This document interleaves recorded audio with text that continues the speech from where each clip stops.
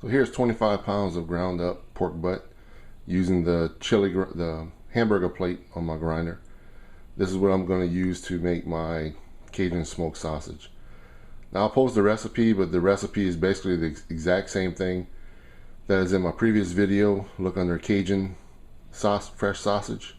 Same recipe, except that I'm going to add some sodium nitrite to this to get that nice red color, and I'm going to put it in the smoker, of course, to make smoked sausage.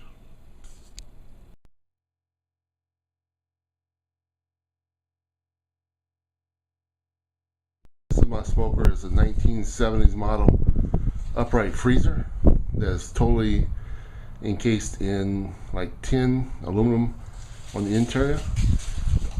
All I have is an 8-inch hot water exhaust going through the top. I've got a couple of thermometers on it, and I'll show you how the inside is rigged up. Inside, you can see the little bit of plastic they had has been removed, so you can see the insulation on the sides. At the bottom, I've got a side burner from an old barbecue pit that I had, used for my heat source, a cast iron pan, which I use to put my wood chips in. This is fired by propane. It's just a lot easier to control the temperatures.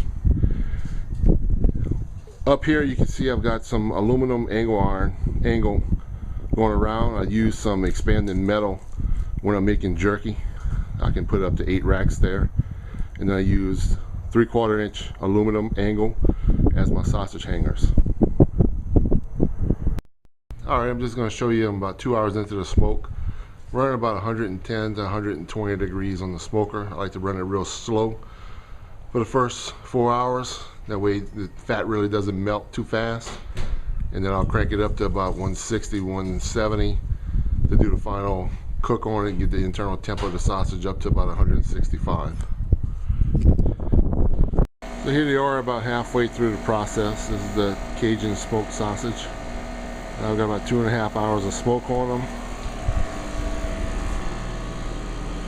Internal temp is 135, so going to 165. Looking good and smelling good.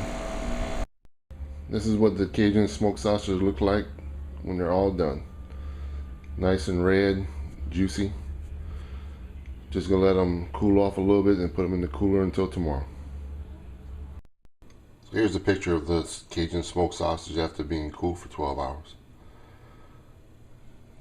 Here are the slices.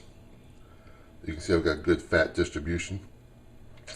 You can see the little air pockets that I ended up with.